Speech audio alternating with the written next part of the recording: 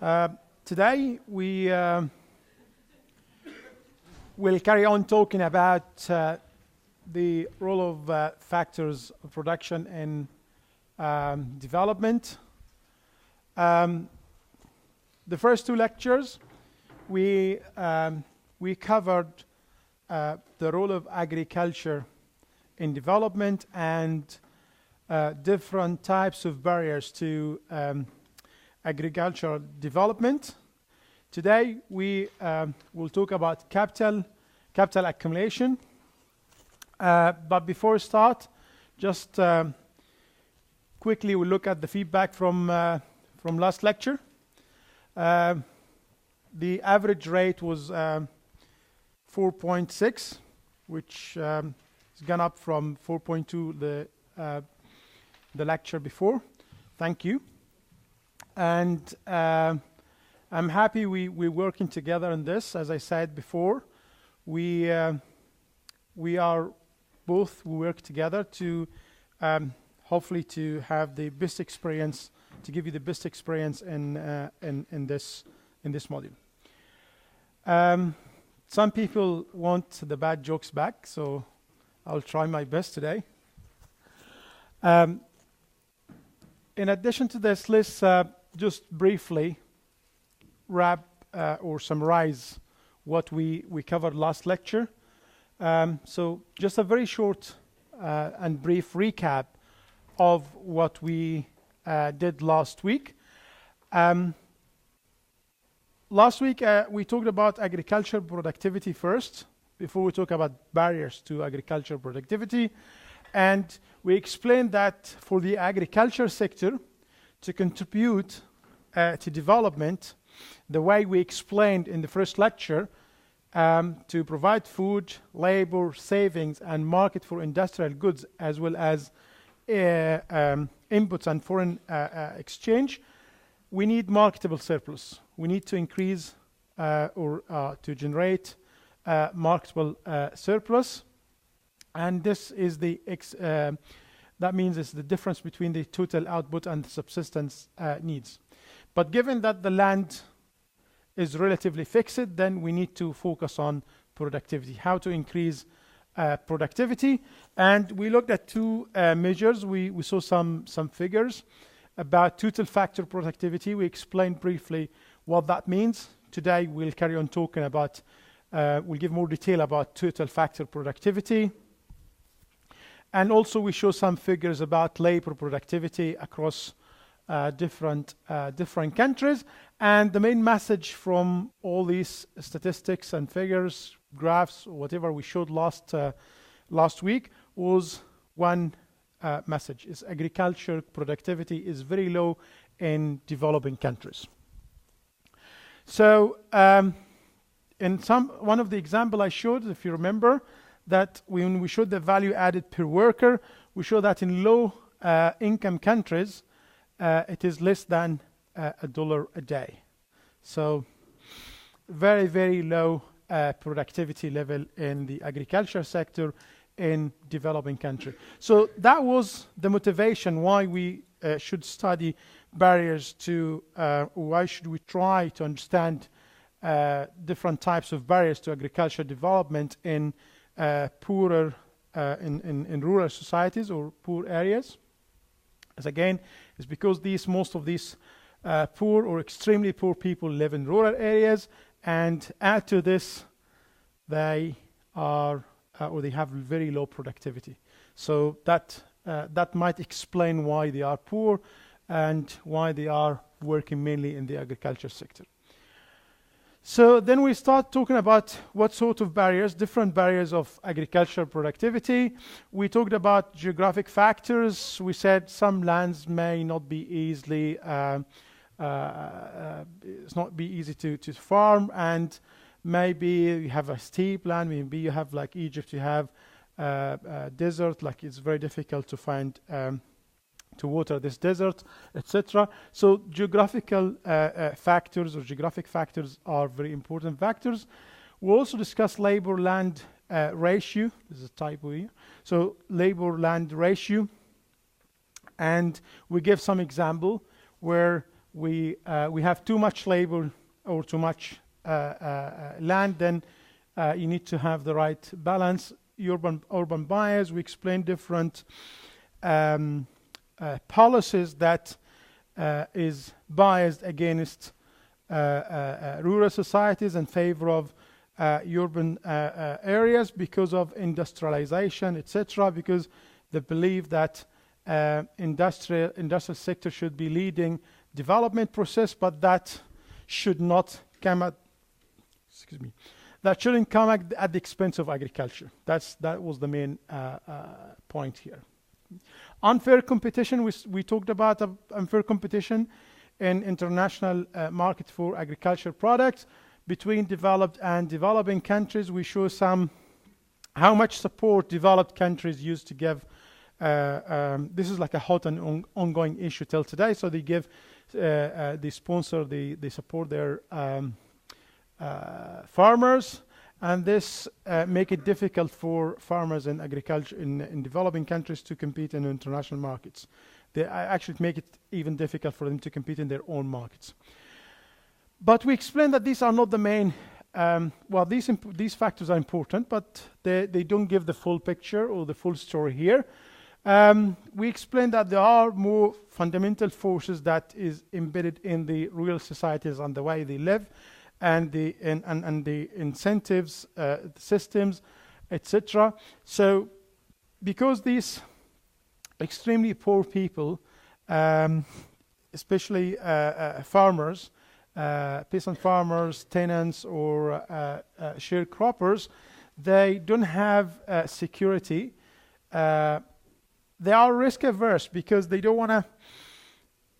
They live at the margin of subsistence, so they don't want to risk everything. So if things go wrong, that means lose everything. Okay, so that's why they tend to be risk averse, and it's resistant to change. So it's not easy to convince them to adopt new methods that might improve their productivity. And then we finish by talking about agrarian reform and what we need to do the reform. Any reform program should provide greater security of tenure and give incentives to raise agricultural production. And also, this should be complemented by other sort of policies that enable or give farmers access to other resources such as credit, water, and fertilizers. We had some comments on the land reform. We explain what we mean by land reform and why the need to do this land reform program. And we explain that there is some sort of relationship between the farm size and productivity. There's some sort of empirical evidence that there's inverse relationship.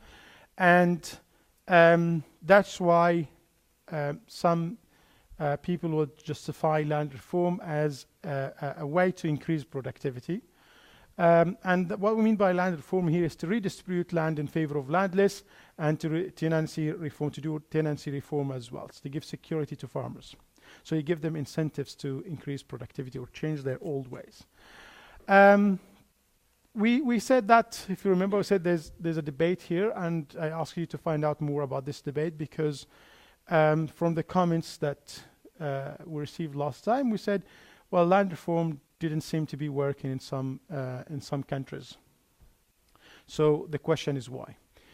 And as I told you also, this sort of inverse relationship, that wasn't the whole story. If you go back in the literature and some of the additional resources I added in the lecture, it will show you that the relationship is not, this is not accurate, the idea of inverse relationship between the farm size and productivity, and again, based on empirical evidence. So please go back to what the readings or additional resources that I suggested in the previous lecture if you want to know or find out more about this point. But whatever, in any case, if land reform is not sufficient, even if land reform is good, it's required, but it's not sufficient. As I said, we need to, it's a necessary condition, but it's not sufficient. It needs to be complemented by other policies that would raise productivity. So that's all. So if you haven't attended the lecture last week for any reason, This is the takeaway message. That's what you need to know from last lecture. Obviously, you still need to do some more reading, but this would probably summarize most of the points that we covered last week. Do you have any questions about last lecture? No questions? Okay. So the recording now is online. It's on Hanomics, my YouTube channels, for the recording of the last lecture. And it's also on Learning Central. The coursework. I think this is one of the most important points that you want to hear about today. As I said in the tutorials today, those who started their tutorial today, because this was the first round today, and then there's another round next week. So we had a discussion. I had a discussion with Nikos and those who are involved in this module, and then we decided that any instructions related to the coursework should be given by only one person. So we try to avoid any making any confusion by giving different instructions. So if you have any question about the coursework, whether you already asked me or asked Nikos or asked anyone, just ask Professor Calvin Jones. He's the module leader. He taught this module for a long time, for many years, and he should be able to help. He's here in the school of in the business school, and he should be able to meet you as well if you arrange this by email. So you can send your questions by email, or if you want to meet him in person, that should be fine too.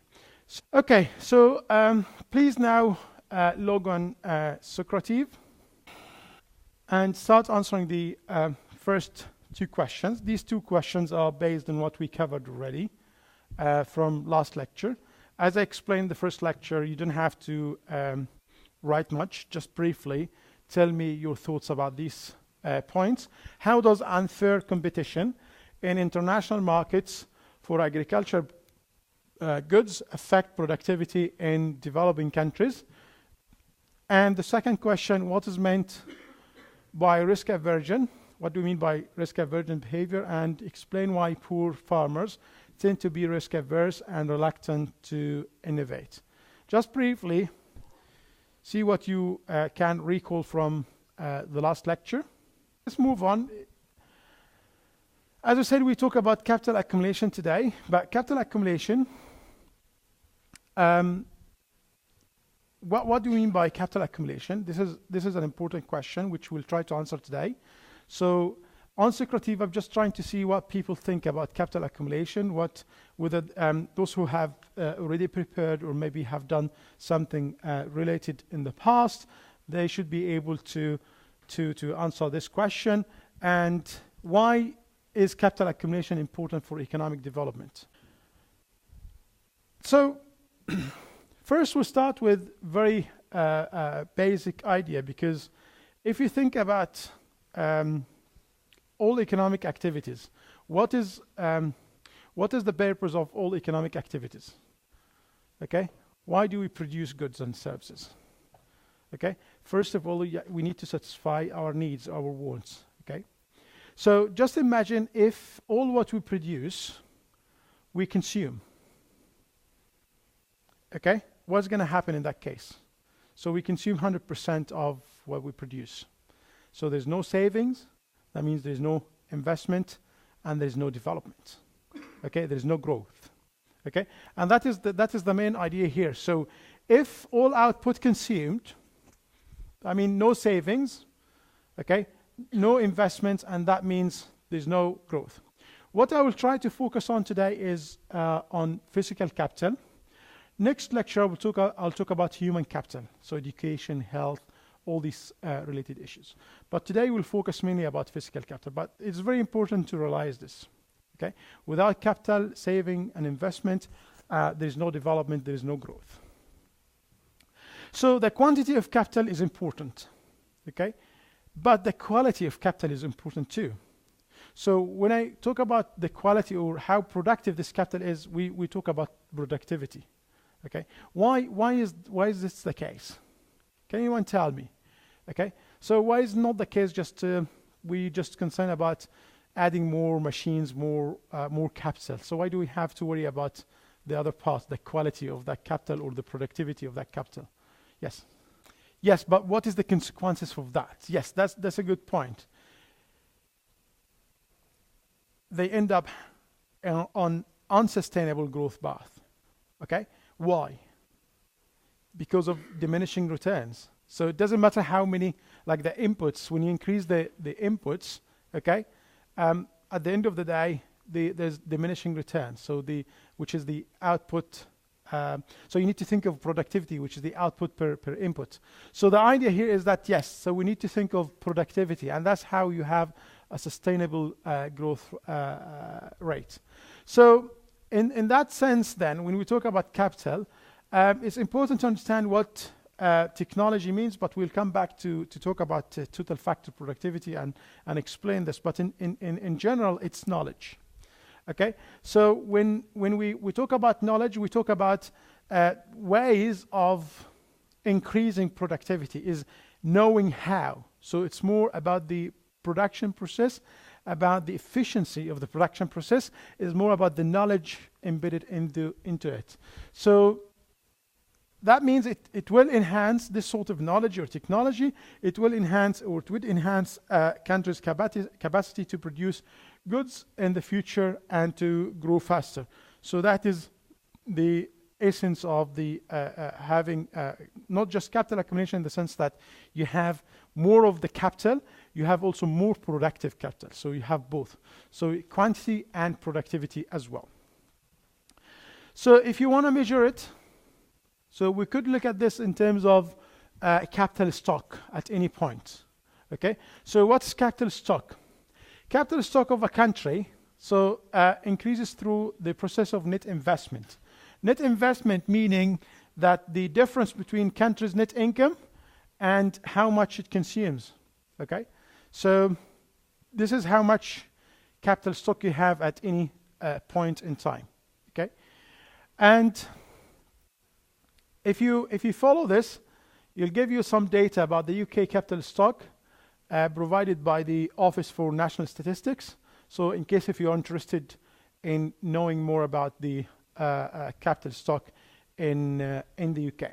But in general, this is just one way to look at when you talk about capital accumulation, we need to know how much capital we have. Okay, so it's the capital stock. Another way we could look at the gross fixed capital formation. This graph shows us the this gross fixed capital formation from 1960 to 2017 as a percentage of GDP. This is world data from the World Bank. Okay, so that is the net increase in physical assets, investments minus disposables, and then it doesn't account for consumption or the depreciation of fixed capital. So this is different from this one. But this is just real data, just to show you the change in gross fixed capital formation over the years from 1960 to 2017. So now we just want to look at different types of capital. So when we talk about capital, we could be talking about plant and machinery, which yield no utility directly. So you don't consume these plants and machineries, but it helps to produce goods and services which we consume. So this is the first type. We could be talking about infrastructure investment. Okay, so all this add to the capital stock, or part of the capital accumulation is to have more of these different types of capital. So the first one, we talk about plant and machinery, and also that would include infrastructure investment like transport facilities, telecommunications, power generation, provision of water facilities, etc. So all these sort of infrastructure investment. And this is very, very important, and this is something is not enough in most developing countries. So if I tell you research and development, we'll talk more about research and development today, and this means like new inventions which improve productivity. Okay,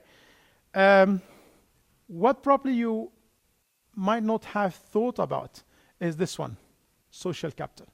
So probably these three types are very clear, like probably you have thought about this when we talk about capital, plant machinery, and infrastructure investment, research and development. All these are very clear how they are connected to capital. But social capital is another type of capital as well, which is related to the value of social networks and how this can improve productivity. Okay, so what do we mean by this? It's the membership or the sense of belonging to a group or to society or to community. And that might justify, this should justify the public provision of housing, for example, as an example. Okay, so if you want to read more about this, just follow these two links. But in general, social capital is, again, it's important as a part of the process of capital accumulation. So what we have here, we talk about different types of capital goods, sorry, and yeah. Next lecture. Yes, human capital is even much more important. Yes, so physical capital is important, but those who are using those machines are more important. Okay, those who create those machines are more important. Yes, human capital is very, very important, and that's why there's a separate lecture we'll talk about human capital. Yeah, thank you. Capital output ratio, which measures how much capital stock is required to produce a unit flow of output over a certain period, it could be a year. So for example, if we have 300 units of capital or new investment that required to produce 100 units of output, that means the capital output ratio is 3. Okay? So why do we do this? Because now we want to link this to developing countries. So in developing countries, they need to raise investment as a proportion of national output, because we explained this from the first lecture. Development is closely linked with industrialization. And to do industrialization, remember, when we wanted to move the labor with low productivity from the agriculture sector into the industrial sector, to do so, you need investment in the industrial sector. And how the development process carry on or continues or progress in that model, we talked about how that happened, or how this should be taking place in Arthur Lewis model, where the surplus, capitalist surplus, is reinvested in the industrial sector. Okay, so investment or industrialization is crucial for development, and to do so, you need capital accumulation. Okay, so and for some economists, even they believe that investment is the most important single factor in the growth process. So again, when we talk about investment, okay, how are we gonna spend on this investment? How are we gonna find resources for this investment? It is what we're not going to consume today. Okay, remember the first slide when I talk about the importance of capital accumulation? We said, well, if we consume all the output we produce, okay, then there is no savings, no investment. Okay, so to do this, you need savings. Okay, so that means you can't consume 100% of what you produce. You need savings, and these should be channeled or should be directed toward productive investments, and this will push the development process forward. In Rostow model, which we saw in the first lecture, when we talk about different stages of development, the takeoff stage, the way he defined it, it involves sustained growth in the ratio of investment to national product. So again, So this is the takeoff stage, the third one. In Lewis' model, very similar, but this is how Arthur Lewis defined the development process. Say it implies transforming a country from being 5% or less than 5% saver or investor to 12% or more. So you need to save, you need to invest to progress in development. And that's how you increase this ratio. So another way you could look at this is how much return to capital we have, which is return to investment. And it is known, according to the economic theory, tell us that return to investment tend to be much higher in developing countries. This study, what they tried to do, they tried to look at the bond markets in different countries, in the group, developed countries and emerging markets. And if you look on the horizontal axis, we have the standard deviation, and on the vertical axis, it measures returns. So see where emerging markets are. So the returns to investment here is much higher compared to UK, US, developed countries like the UK, the US, and the EU, including other countries as well. Okay? So why is that? Why is the return to investment higher than in developing countries, higher than developed countries? Anyone?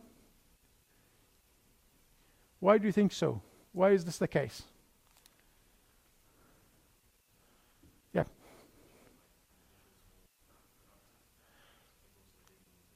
Okay, so that could be one reason, yes. Any other reasons? Yes. Because they have so much to catch up on, yeah? So with advanced economies, okay, so capital is not scarce, yeah? So they already have this. They had so much investment. They had all this sort of, they work through the whole process, and that is why. So they already have large quantities of capital per head, okay? So in countries where, like developing countries where specialization is minimum or division of labor is minimum, then there is much more scope for capital to increase productivity. Okay, so that explains why return to investment tend to be higher in developed countries or emerging economies compared to developed countries. Okay, so that we'll come back to this point when we talk about the foreign direct investment and how it is related to development, because foreign direct investment coming with more capital, with technology, with more like advanced technology. But this one.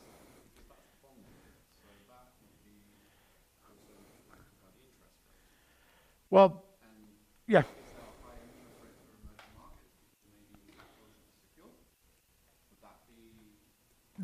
This what you just saying now is what the standard deviation reflects. The standard deviation in finance study usually is a measure of risk. So as you said, it's more risk, it's high risky, okay, but it has high return, okay. So if you think so here, so lower risk here, about lower return. But if you go up here toward this, so you have high risk and high return. So this is exactly what you were trying to say, okay? And this is what is measured by the standard deviation. I should have said that in the beginning, yes. So standard deviation here measure the risk that investors have to take in when they invest in those countries. So in developing or emerging markets, yes, the return is higher, but because also the risk is higher, okay? So you could link this to institutions, corruption, to other institutional factors that you might have covered in the first semester, and that's why you need higher returns. Okay, so I'm just going to cover these 2 points before we take a break. and then we'll come back to finish off the lecture with the second part of the lecture. So there's just one more concept that I want to cover before we finish off this section, is the capital deepening. Capital deepening, if you think about it, that how much capital developing countries need. So the rate of growth of capital required for those countries is much higher than what is required in advanced economies. And because they have so much to catch up on, and they already have, some of them or most of them have labor, they are labor abundant economies. And if you add capital, this will improve productivity, and that's the whole point. Okay, so you need investment, you need capital, and to do this you need savings, and this will lead to increased productivity, and that's what we call capital deepening. So smaller initial stock relative to population, that means there's more, the capital contribution will be more important because they already have they have a smaller initial capital stock. Okay, and that might also explain this, the returns to investment, because of course when you increase capital you increase productivity, and that means again higher returns. But also it involves risk, as we explain here. There's more risk compared to other developed countries. The last thing, and then we'll have a break, is the poverty reduction. The poverty reduction, so this circle, that's the case with developing countries or poor countries. You have people with low income. That means they have low savings. Remember, for investment it's important, savings are important. Then that means low investment. That means low capital formation, low capital formation, and then low productivity. Low productivity means low income again. So, and this keeps going forever, and that's why they remain poor. Okay, so the idea here is that this circle can be broken by capital accumulation, because capital accumulation does what?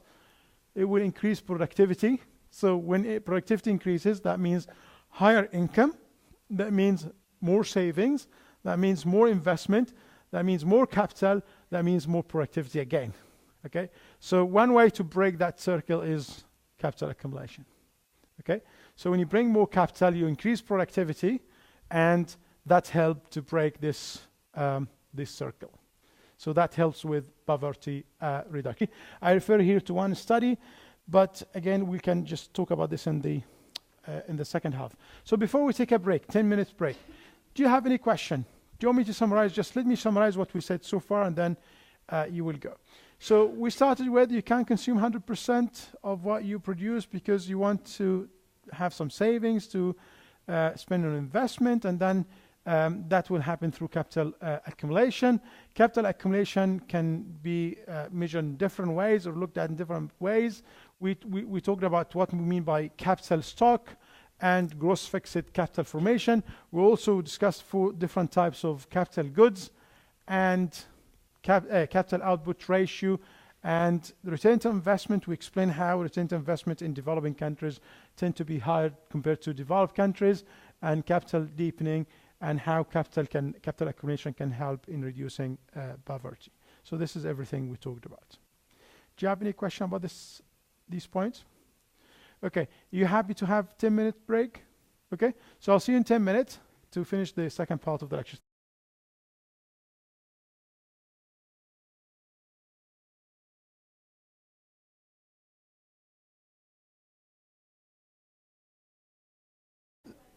Let's start again. As I said, there's some sort of empirical evidence. Just I'll show you some number, and then we'll just jump to the next point. In high-income countries, the amount of capital per head, according to this study, is $150,000. That was in 2000, compared to $3,000 in low-income countries. So that probably just one figure might explain where they are, where developing countries are in terms of capital accumulation. So as I said, this is something needed, and that means, as we said, investment is a precondition if you want to raise productivity and raise capital per head in poor countries. And this is what this study confirmed empirically. So when we talk about this, we said, okay, so the idea here is not just the amount of capital. It is productivity in the first place. And the article we cover in the tutorial raises that point. So the idea is not expanding factors of production. It's actually more about the efficiency or productivity. Is the output per input. So there are different ways to look at this, which in this context we call technical progress. So it's mainly about the knowledge. It's about knowing how. Okay, it's about the technology you use. It's about the knowledge you have and how productive you become using this capital. So what we're going to do now, we're going to look at this sort of the technical progress in different ways. Okay, so the first way you're already familiar with, which is the total factor productivity. It is something that we discussed last week when we were talking about productivity in the agriculture sector. Okay, do you remember how we defined this total factor productivity? Remember when you increase or you raise the outputs, okay, using the same inputs. So you didn't change the input, but the output increases. It's just the same idea, okay? But we're talking here about capital. So the idea here is that with total factor productivity, that means there's change in technology, change in the production process and knowing how to do this. And this, of course, will contribute to the growth of total factor productivity. Another way to look at this, which is a little bit narrower specialist sense, it's the technical improvements. And this look at how much you save. Do you have a labor saving technology or a capital saving technical progress or technical change? And the third aspect is the changing technology itself. So you're not just saving inputs. So the first aspect, which is the total factor productivity, you increase output with the same input. Okay. So the second aspect here, which we're going to talk about this in more detail now. That's the rest of the lecture, by the way. So this is the second part of the lecture. So the first one is increasing output with the same input. So we're talking about total factor productivity. Or we could look at the technical progress in the sense that you actually saving inputs. So you either save labor or capital. So you have a technical progress or technical change that is more labor saving or more capital saving or maybe neutral. So it doesn't really, it saves both at the same level. So changes or changing technology itself through research and development, invention, and innovation. So these are the 3 points I want to cover in more detail with some more analysis. So starting with the total factor productivity, just to recap the production function, this is how it looks like. So because we're talking about capital now, so on the horizontal line you'll see capital. So this is the amount of capital, and on the vertical axis you will see output. So production function in general, it relates physical output to factor inputs. In our case here is capital. Okay, we talked already about diminishing returns, and that's why it takes this shape. Okay, so this shape explains why, because this exactly reflects the idea of diminishing returns. So every additional unit of input you add will produce less than the previous one. Okay, so remember when we talked about the same when we talked about labor and in agriculture. So if you have a fixed piece of land and you add more labor, as you add more labor, every additional worker you add, so they add less compared to the previous worker. So that's the diminishing return. So total output increases, as you see, as you add more capital, but at a decreasing rate, and that's why it takes this this shape, the production function. So additional k means that you move along production function. Remember when I said it's not about the quantity of capital. So if you increase capital here, what is going to happen to output? So basically you're going to be moving along this line, the production function here, which is the blue line here, okay? So adding more capital, meaning that I'm moving up here. So that means output increases, but this is how it increases. So increase, as you said here, increase by a decreasing rate. So that's what means adding more capital. But when we talk about technical progress, we are actually talking about shifting that that production function like that.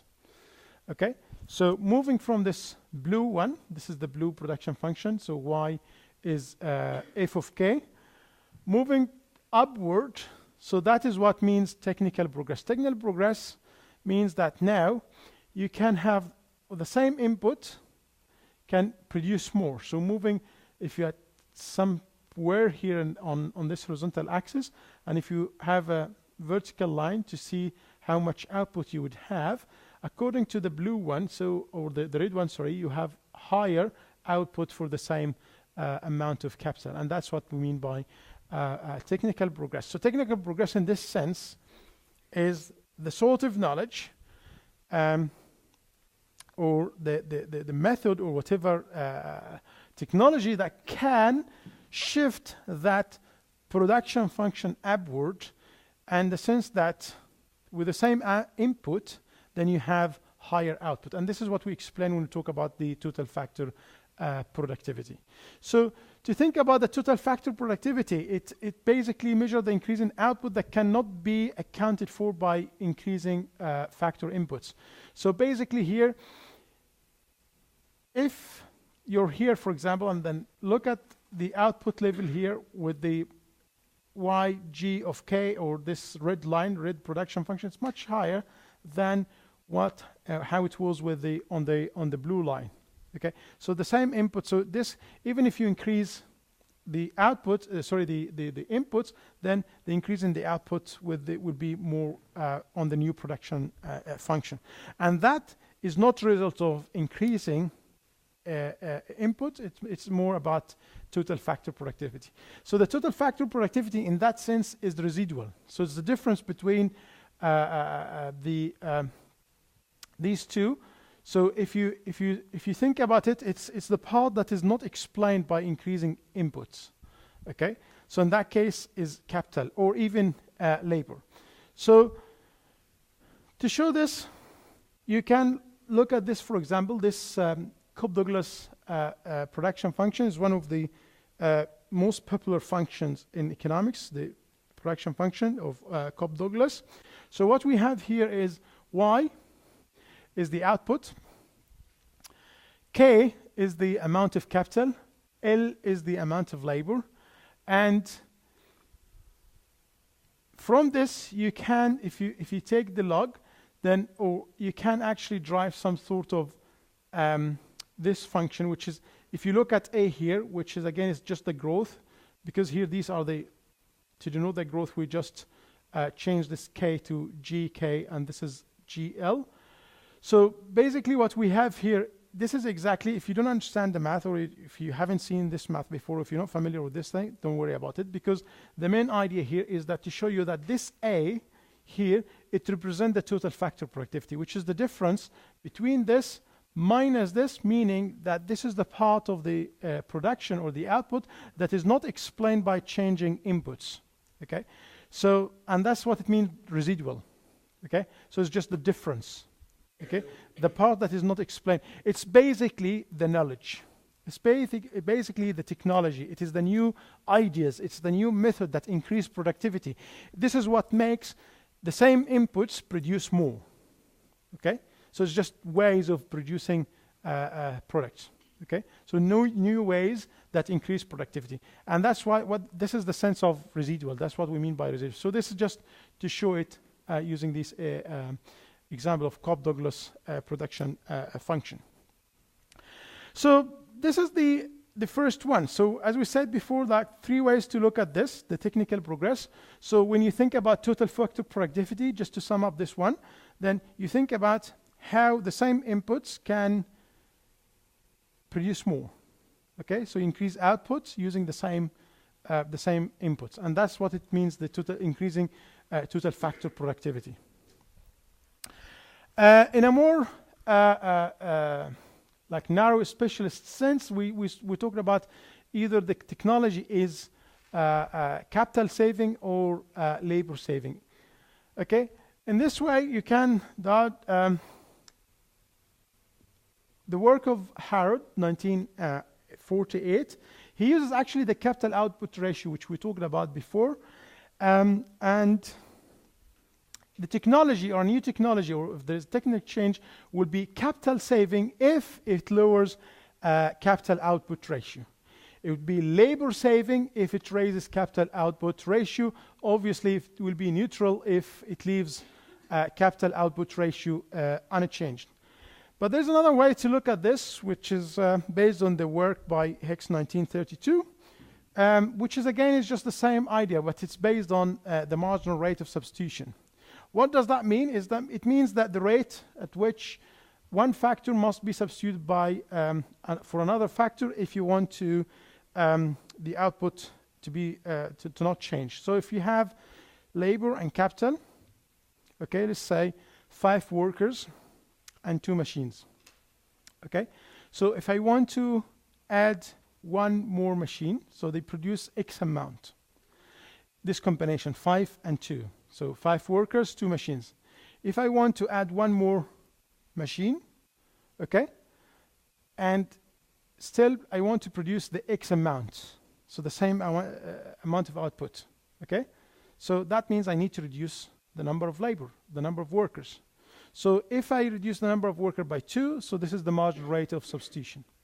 Okay, so it's the rate at which one factor must be substituted for another, leaving output unchanged, and they build the idea on this. So let me just explain it on the graph, which hopefully will explain the idea.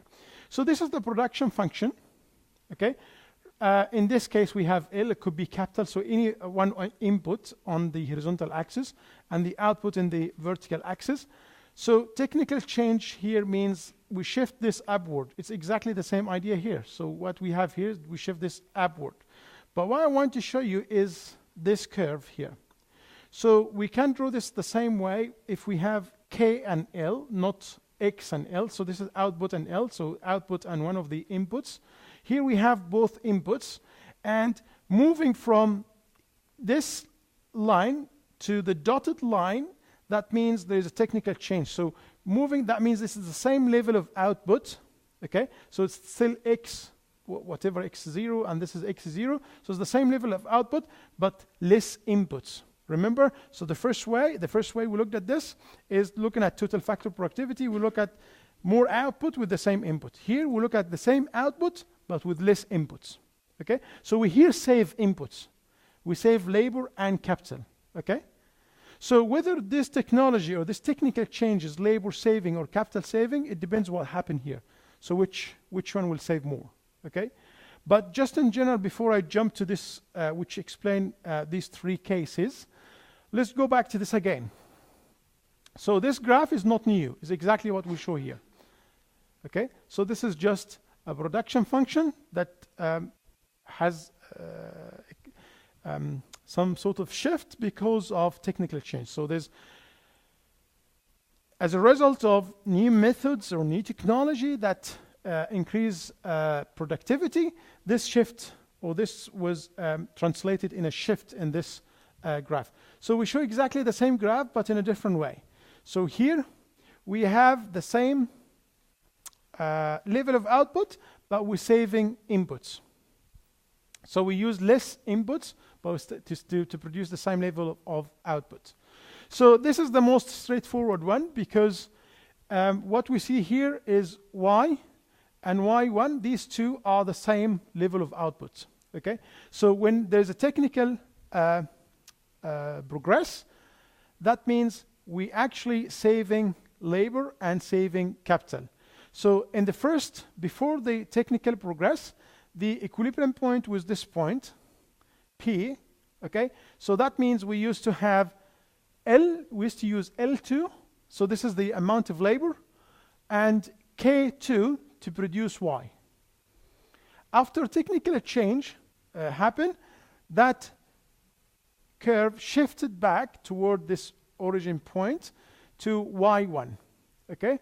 And the equilibrium point on Q became this point Q. That means we produce the same level of output, okay, but using less labor and less capital. And this sort of technical change is neutral because it saved both labor and capital, okay? So this on the same path here was 0 Z. So that means even if you think about it, this is how much we saved. It's L2 from labor, L2, L3, which is exactly equal how much we saved from here. So the idea here is that this sort of technical progress is neutral. So we saved in both labor and capital. It probably will become clear if we look at this one. So in this one, we have the same story. Y is the same level of output, and after the technical progress or technical change, now we can produce the same, okay, but with less inputs, so we move to Y1, okay? So looking at this now, so we can produce, the new equilibrium point is Q, so we can produce the same output, okay, using the same amount of capital, but we're saving labor. So here, so this should be labor saving, because now we saved from L2 to L3. So just imagine the idea. So we have here the same level of output, but we used less labor at the same level or the same amount of capital. So this sort of technology or technical change is labor saving, okay? So what I'm trying to explain here is the technical change, okay, or technical progress. We could look at this by increasing total factor productivity or increasing output using the same input. So more output using the same input. This was the first way to look at it. The second way is what we're explaining now, is to save inputs. So you produce the same output, but with less inputs, okay? So this can happen in 3 ways. So because it could be neutral technical progress, meaning that you saved both. So you saved labor and capital in this case. This one is labor saving because we could produce the same. Just remember that this Y1 is exactly the same level of output as Y, and the equilibrium point here moved from P, where we used L2 and K2 to produce this level, which is Y. It moved to Q, so we can produce the same level of output now, but using the same amount of capital, but with less labor. So this sort of technical progress is labor saving. Look at the third case. So what do we have here? Again, we have Y. This is the output level. The equilibrium point, the first one, the initial one was P, where we use L2, this amount of labor, and K2 to produce Y. After technical progress, the shift in this function here on this curve to Y1, and the new equilibrium point is Q. So what happened here? We produce the same level of output, which is Y1, but, well, still using the same amount of labor, the same number of workers, but with less amount of capital, from K2 to K3. So that sort of technical progress here is capital saving, okay? So we save capital. So what that means? So that means we produce the same level of output using the same number of workers, but less machines or less capital, okay? So that is capital saving. Or this one, in words, in English, this one means now we produce the same level of output, but with less labor. So we save labor, okay? This one we save both labor and, so still technical progress, but it's neutral because we save on both labor and capital. Okay, so this is the second way to look at this, what we mean by technical progress. So the first one, we looked at this through looking at the total factor productivity. And again, when you think about total factor productivity, think about total factor productivity as a residual, as the part of the output increase that is not attributed to increasing inputs. Okay, so it is the difference. It is knowing how. It is how we, it's the sort of technology we use. So the way we look at this, when you increase output using the same input. So that increase, that must be because of technical progress. And that's one way to measure it. The other way is to save in inputs. You produce the same level of output, so you don't increase output, but you save in the inputs or the resources used in the production process. And this could be neutral technical progress, meaning that you save in both factors, or capital saving, that means you save more on capital, or labor saving, that you save more on labor to produce the same level of output. So this is the second way to look at it. The third way to look at it is the R&D, is the research and development. And if you think about what do you mean by research and development and in invention, these are the activities that create knowledge. Okay? So creating knowledge, by the way, is one thing. And innovation and adopting this knowledge is another thing. So innovation is applying those knowledge. So, but again, creating knowledge is one thing, and adopting this knowledge is another thing. So spread of knowledge will depend on the rate of adoption, and obviously this will depend on the willingness of a society to change.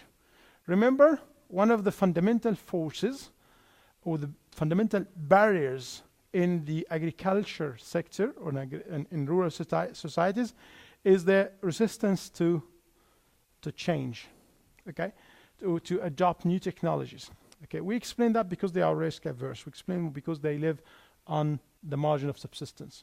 But in general, if we talk about technical progress, we must think not only of creating the knowledge, okay, we also need to think about how to spread that knowledge, or how to spread that sort of knowledge diffusion. So how these new methods that save in inputs or increase output with the same inputs, how we can spread this in different ways. So this needs risk takers. Okay, so we talked about people or poor people in rural societies. We said they are risk averse. They're very reluctant to take risk because they live on the margin of subsistence, and if things go wrong, that means a disaster to them. But in general, if you want to spread knowledge, you need people to take the risk to try new things, because new things mean there's risk to fail. Okay, so you have to have, or you need this sort of entrepreneurs who will adopt these new ideas, who will apply those new ideas and take the risk. Okay, and in general, all societies have those inventors, innovators, or risk takers. Okay, but the problem is in developing countries, there is a shortage in this sort of culture or type of risk takers. So this is something that is needed in developing countries, not just in the rural societies, in general. We need entrepreneurs, we need people to take risk, because applying knowledge or creating knowledge is one thing, and adopting and spreading that knowledge is another thing. So you can import knowledge, you can import technology, okay?